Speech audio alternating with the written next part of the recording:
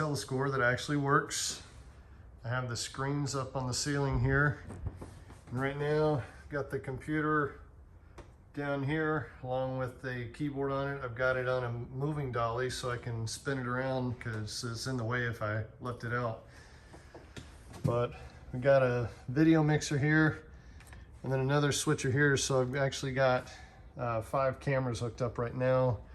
All the different audio stuff that we've been playing with the last few weeks, trying to get the best possible sound so you can actually hear us talking. I got a couple of wireless mics. And we're trying to get some wireless earbuds so while we're doing the video, we can hear each other and communicate a little bit better. I've got this old ball rack. I'll show you the logo in a minute, but it's an old Brunswick ball rack.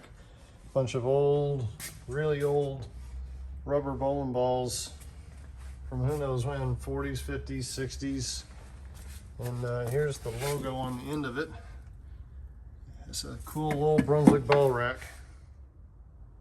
I've got an old Seabird jukebox that you find like a restaurant diner or something like that, and is hooked up with an iPod that actually functions.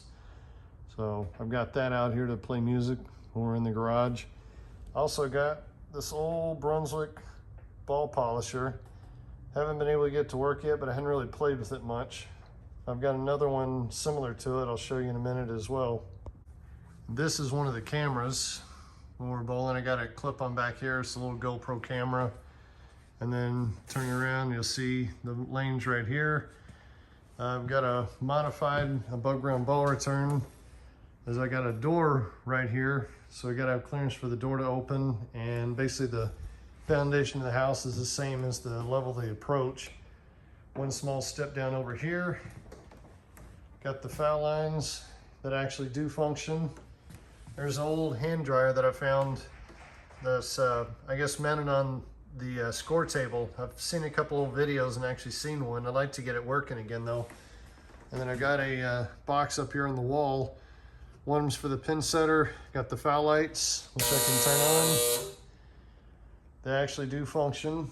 They're a little temperamental, but they work. Got another switch set up for the hand dryer. The hand dryer will turn on and off, but it's just kind of like a main power switch. And then a recent addition, I've got this here, which is for the crown. Turn that on and the backlight comes on for the crown. I want to eventually get the deck lights hooked up here, one for white, one for black, so I can flip them over.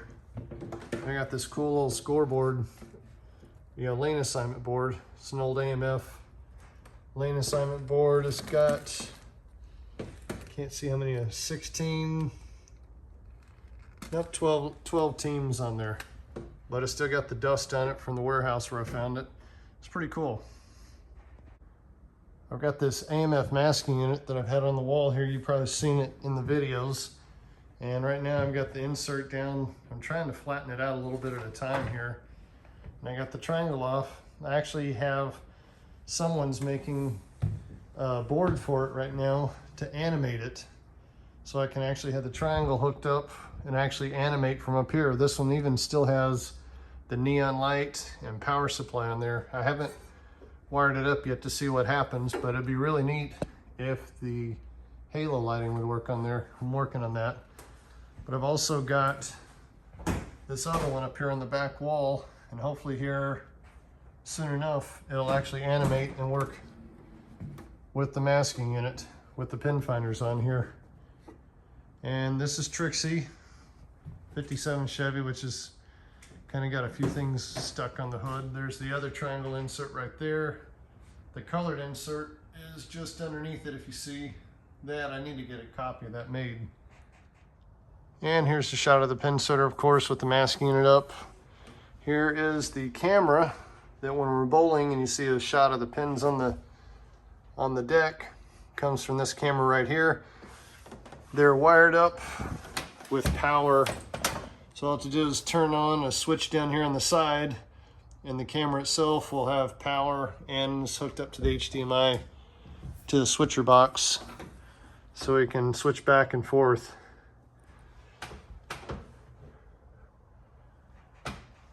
And of course, some people may or may not notice, but I've had one or two comments. a forward-facing electrical box. That's how they were when the machine first came out. They're now rear-facing, but I think the original ones were all forward-facing. And this is serial number 3690, which I found a date stamp on the 1-to-1, and is, I think, dated April 1956. I'll show you that here in a few minutes. I'm gonna stack these old wooden pin crates here, which are pretty neat. That's the Acme Billiard and Bowling Supply from Ohio, from Cleveland, Ohio. American Bowling Pin Case Company. A little closer shot of it there. Got some pins stamped in it. Got some pins sitting in here too, a striker or two, and magna pin, and various other ones down here. And I also have, yes, another telescore. I've got the A2 deck sticker. It's on a piece of cardboard. I think I found it on eBay or something years ago, and one of those things, I saw it, grabbed it. There's the magic score. I was going to try to get that working, but that project looks like it may be dead, and maybe trying a different automatic scoring system instead. Got a couple of deck shields, really good condition, one with the gold B on it. I had that one on the machine for a little while, if you see that in some of the older videos. Got another Brunswick automatic deck shield under here that Mike got for me. And another deck shield with the B on it. I've got the jetback deck shield mounted up on the ceiling. Got some gold or crowns from the 2-lane gold crown masking unit. A lot of those are intact. I'm trying to think of a project to put them together and use them on something. Got a pin crate that I made myself, kind of using the other one as a blueprint that I'm putting pins in. And here is an older version of that ball polisher you saw up front. It's much older, even has the old Brunswick logo on the front. And yes, it does work. It works with wire brushes, so you wouldn't want to put anything good in there that you're going to use today unless you want to rough it up a little bit or something. And then here, with some DVDs of Celebrity Bowling on it, is an AMF ball polisher. If I can get the box back here, you see the AMF logo on there. Works off a dime. You lift the lid, pop your dime in the side, and it runs for about 10 minutes, I think. Here's a shot of the back of the Pinsetter. I've got this camera here mounted on from the ceiling from a hook, and the wires coming down for it, so they can get a kind of a bird's eye shot of the Pinsetter while it's running.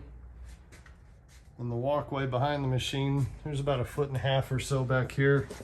Got some extra pins on the floor, and something I'm going to do this week that's new.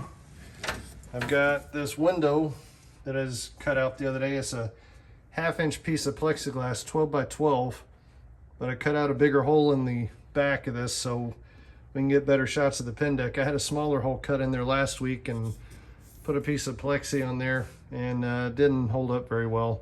Plus the view is kind of constricted, so hopefully this week we get a better view of the back. The machine even has a lease counter installed on it. Every time the deck lift shaft goes down to 270 setting new pins, it pulls the alarm and then flips the numbers on there. I did start it at 0, so 2945. It's gone through almost 3,000 cycles of the Pinsetter since I put it on there. But hopefully this will give us a better view of the pin deck while we're bowling. Got more pins stacked up over here, the newer Score Kings, AMFs, colored pins. Here's the Y switch. I kind of put some sound deadener stuff on there because people are saying, why is this so loud? But I couldn't really put the full Y switch on there because of the walkway that I have back here. So I kind of had to just leave it with the arm itself. Put a stopper block on here. I put some padding on the back to quiet it up, and added some rubber padding here so whenever the arm goes back, you hear that instead of the whack that you heard in the earlier videos. So it comes over there. The spring kind of helps slow the ball down, gets the ball on the right track there, which is kind of a man-made piece here. I didn't really use an actual piece. This actually went in the insert on the ball return track, as you see here, but I had some extra on it And I use that just for space-wise, so there's enough room to get in between the pin setter. You got wiring and cables running up here for the camera back there. And also the other one's going up here for the camera that's mounted atop. So you can see the aerial shot of the pinsetter while it's running. And also I mentioned the date on there. If you look on the 1-to-1 right here, it's kind of neat. April 30th, 1956. Kind of a neat little find that they actually would cast the date in the 1-to-1 like that. So definitely dates this machine back quite a ways. I've got the black lights that I had already here. I'm going to get a regular black light at some point and put it in here. I don't need to yet. I'm just trying to use what I've got now. But I've got 2 of them mounted on each side. Got the switch here for one, switch down here for the other, but everything's powered off a power strip mounted on the side of the kickback right here. So if I need to, I can turn them on and off and then unplug the deck light from the top. But anyways, just wanted to kind of give a behind the scenes tour of everything in the garage.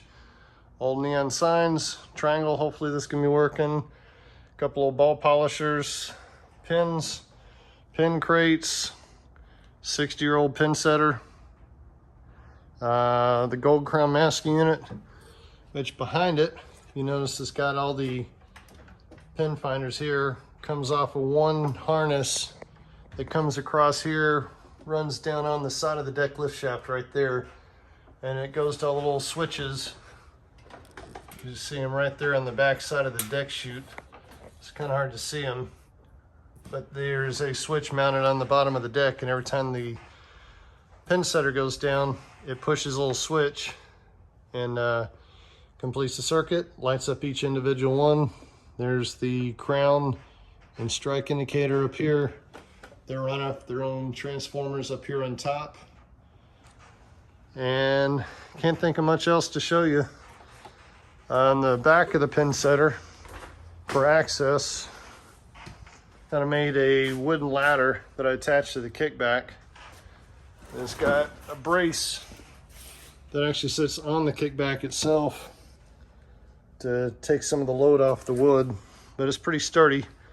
It allows me to get up on the machine if I need to. Luckily, I've got 10-foot ceilings in here. And of course over here, if anybody remembers Braniff, there's no Braniff sign. I believe it went on the jet bridge. A friend of mine found them and gave me one of them. It's pretty cool. And up here I've got an old sweep off an AMF 8230. Came out of, I think, Okmulgee, Oklahoma. Mike can verify me on that. There's the old sign from the Circle Bowl. Used to be over on Harry Himes and Northwest Highway in Dallas. They think they closed back in the late 80s, maybe early 90s. And went over there, I think, with Mike, and I found that in the dumpster, and I grabbed it quick. And that's probably one of my favorite items. The old men's room sign. Haven't got that lit up yet or anything. But old radio, some model airplanes and stuff. I'm into aviation. I work for American Airlines.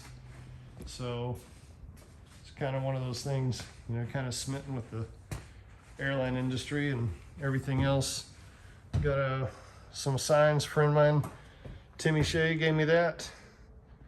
And just a few old cool license plates. A couple of signs out of a bar. Another neon sign. Another sign that Timmy gave me, Bel Air Boulevard. And got another rake that I kind of want to put on the machine. Is in a little better shape. The decal is kind of sunken down on it on one side. So I was thinking I might be able to heat it up and kind of slide it back up into place. But it's in pretty good shape. Old Coca-Cola sign from Mexico. Some other signs. Then I got my bowling pins up here. I don't have quite the collection that Mike has. But there's the old blue ribbon. In-flight registered tournaments, magnet pin, and various other pins, registers, a couple of Brunswicks, a King that's not completely crazed and ruined, new striker, Dura-King, Score King, Red Crown Mixer, Score King 50 now, Tough Supreme, Duramark, Ripley Duramark that is, All-American Pen, Rock Maple, a couple other ones there. I'll try to get close to them there. Got a Strike Master up on the top shelf, an old bowling award. I've seen a couple of them on eBay like that. Some old clock. And a few more up there on the top shelf. Another cool sign that I've got came out of a bar from a bowling alley. Bunch of old bottles and stuff, collectibles, whatever. Coke machine that I got, ran for a little while and died. Another Dutch pepper machine I've had for almost 30 years, I think. Found the guts to a similar machine that was pretty well just a rust bucket, but took the cooling unit out, put it in this one, wired it up, and I think it has no service ports, so it had to be 50 years old already, and we've had the thing plugged in the garage now for coming up on 4 years, and it still works, still cools, and works off a dime. I had the sign replicated. I found another machine similar to it, so I got all the measurements off of it, so I knew exactly what to put on there. And restored it myself pretty much a couple of years ago. But the door works, you put your dime in, pull the bottle out, the little gate opens up, and right now it's got Topo Chicos and Corona Extras. But we put sodas in it from time to time. The neighbors stop by, have a drink, and say hey. Also got this cool old 1956 calendar from Albion Bowling Lanes up in South Albion, Michigan, 110 North Clinton. Phone 3540, where Albion's bowlers meet. It's got a different picture every month. Still even got all the little notes that whoever had the calendar back then had written on there. I thought that was pretty cool. Old Dr. Pepper cooler. Got a scoreboard that a church nearby was giving away. We took it. They gave it to us. Doesn't have a controller, so I don't have any way to animate it yet. And got some bowling shoes over here if you ever need them. Old sled that I had from as a kid. Pachinko machine. Got 4 cars in the garage. We can move those out though and free up a lot of room. And of course, got the 2 screens overhead,